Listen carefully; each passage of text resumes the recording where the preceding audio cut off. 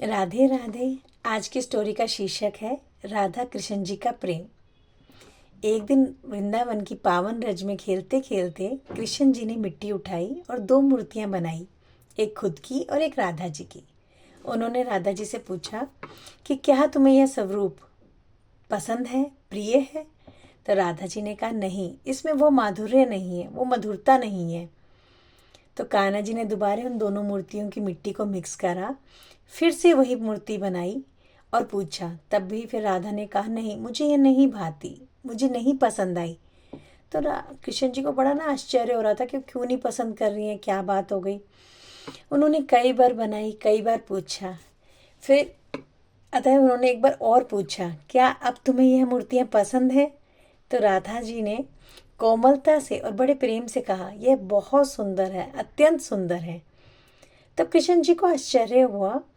उन्होंने कहा कि यह मूर्ति का रूप वही है जो मैंने पहली बार बनाया था, तो तुम्हें तब क्यों नहीं पसंद आई? तब राधा जी ने कहा, कान्हा, अब इसमें तुम्हारी और मेरी मिट्टी मिल चुकी है। अब यह केवल मूर्ति नहीं है, बल्कि तुम्हारे साथ एकाकार हुई मेरी प्रतिमा है। मतलब कितना ही सुंदर बात है कि वो बार बार उनसे मिक्स करवा रही थी ताकि उन दोनों मूर्तियों की मिट्टी मिक्स हो जाए और वो राधा और कृष्ण एक हो जाए।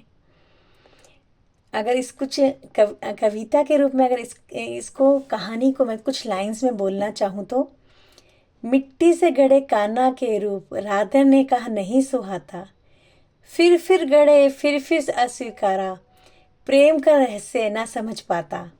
अंत में जब मिट्टी मिल गई राधा ने कहा अब रूप निराला, अब मैं नहीं अब तुम नहीं, दोनों का संग ही है उजियाला।